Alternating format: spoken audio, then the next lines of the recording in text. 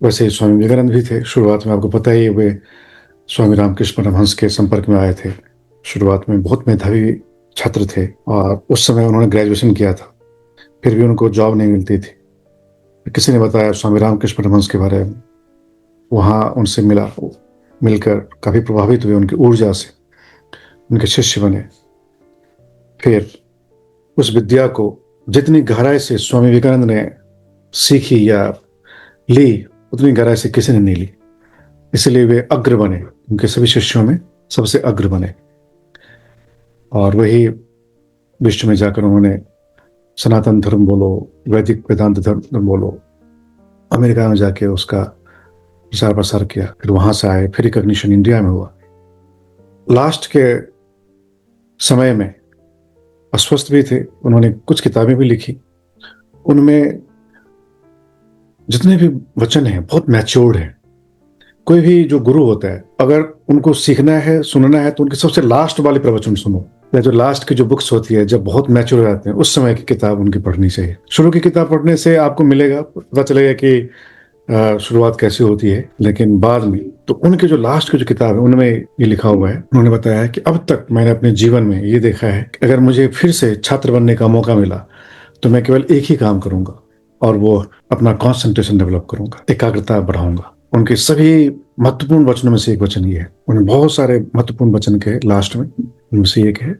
एक और उन्होंने बात कही कि योग्यता और परिश्रम कभी व्यर्थ नहीं जाते। ये बात भी उन्होंने कही है। कई बार आपको लगता है कि मैं जो भी कर रही हूँ या कर रहा हूँ अभी, उसका फल नहीं मिल रहा है, लगता है ना, मुझे भी लगता है, सबको लगता है, उनको भी लगा था। लेकिन बाद में चल के उसका रिजल्ट आता है। फिर वो नोट करते हैं कि जो मैंने वो किया था, जो मुझे यूजलेस लगता था, दैट वाज वेरी मीनिंगफुल। सभी डॉट्स को हम कनेक्ट करते हैं ना, जब तब पता चलता है कि क्या है।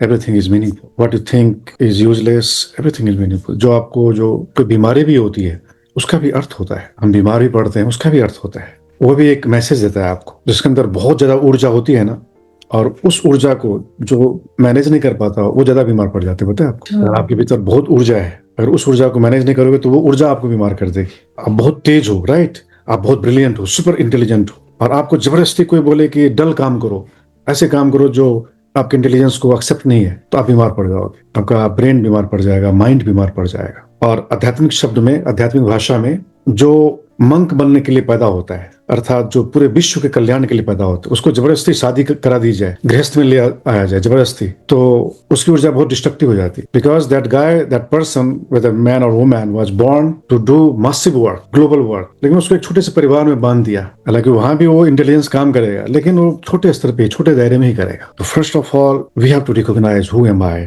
why am I born, what is my life purpose, am I born just to earn the money and just to fulfill my lower desires? फिल्मों में भी कुछ डायलॉग्स ऐसे होते हैं जो बहुत रिवॉल्यूशनरी होते हैं। फिल्मों में भी कुछ डायलॉग्स ऐसे होते हैं, क्योंकि those writers, those lyricists are genius people, you know, पूरा कमर्शियल हो गया। लेकिन जो पुरानी फिल्में होती थी उनमें जो कुछ डायलॉग्स होते थे बहुत मीनिंगफुल होते। जैसे एक नाना पाटेकर का एक डायलॉग था कि छोटे छोटे सुख बड़े सुख से महरूम कर देते हैं। वो एक मूवी थी, अग्निवीर या ऐसे कुछ मूवी थी, उसमें उन्होंने बोला था छोटे छोटे सुख बड़े सुखों से महरूम, मतलब वंचित कर देते हैं। जब मैंने सुना था कि अरे तो स्पिरिचुअल डायलॉग है, एंड दिस इज फैक्ट। या जो शाहरुख खान की मूवी है, अगर किसी चीज को तुम शिद्दत से चाहते हो, जी जान से चाहते हो, तो पूरी कायनात आपको उसको मिलाने के लिए ताकत लगा देती है, फोर्स लगा देती है। This is spiritual, this is one of the spiritual laws, one of the natural laws. If you don't believe in spirituality, then this is actually scientific law. Quantum physics, quantum science या energy science ये कहता है। तो एकाग्रता, मेरा point था, एकाग्रता even जन्मों जन्मों से हर कोई, आप भी, मैं भी, हर कोई, हम बिलीव करते हैं, और ये फैक्ट है। हम पास्ट लाइफ्स में भी थे, अभी हैं, और अगर निर्वाण में प्रवेश नहीं करेंगे तो फिर हमें जन्मना पड़ेगा। We can not escape that. भले ही कुछ लोग कहे ये जिंदगी नहीं मिलेगी दोबारा, भले ही कुछ लोग कहें, but they are ignorant people, you know. जिंदगी बार बार मिलती है, एक बार ही नहीं, बार बार मिलती है। कब तक? जब तक आपकी सारी तमन्नाएं पूरी नहीं हो जाती, जब तक कोई इच्छा शेष है। यह प्रकृति बोलो, यह अस्तित्व बोलो, ब्रह्मांड बोलो, या साइंस का हो, लॉ ऑफ नेचर को हो, वो बार बार आपको पैदा करती है। वो क्या, आपकी एनर्जी आपको पैदा करती है। अब यहाँ पर ये गलती नहीं करनी कि कोई परमात्मा हमें जबरदस्ती पैदा करता है, नहीं। देखो, भगवान कृष्ण ने भी गीता में कहा है ना कि मैं तो बस केवल न्यूट्रल हूँ, मैं न किसी को सुख देता हूँ न दुख देता हूँ, मैं एक न्यूट्रल हूँ। भगवान ने साफ साफ बोला है गीता में ना, मैं न्यूट्रल हूँ, मैं किसी को कुछ नहीं देता। फिर कहते हैं गुणा गुणेषु वर्तन्ते, भगवत गीता में लिखा है गुणा गुणेषु वर्तन्ते, अर्थात गुण ही गुणों में बरत रहा है। मतलब रजस जो है तमस पे शासन करेगा और सत्व रजस पे शासन करेगा। भगवान सीधा कहते हैं ये सब खेल गुणों का चल रहा है। So what we have to do, we have to just focus सात्विक गुण, और वो गुण हमने डेवलप कर लिया, वो गुण ही हमें वहां पहुंचा देंगे। कहा?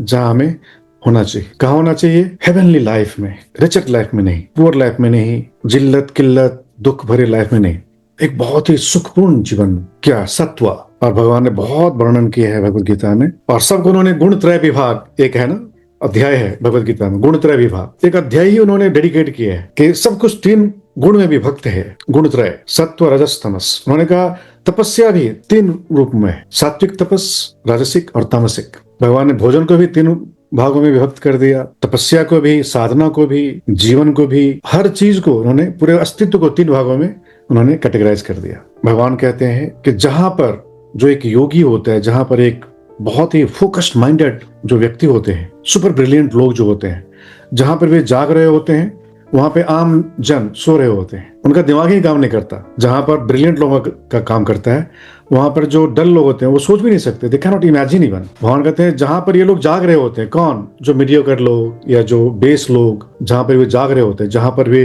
काम कर रहे होते हैं, वहां पे जो ज्ञानी लोग होते हैं, जो सुपर ब्रिलियंट होते हैं, वे सो रहे होते हैं। वहां भगवत गीता में क्या है? See, Bhagavad Gita is very psychologically, neurobiologically very brilliant. जो भी मीनिंगफुल है वहां पर सुपर ब्रिलियंट लोग वहीं पे फोकस करते हैं, और जो मीनिंगलेस है बेस लोग वहां पे फोकस करते हैं।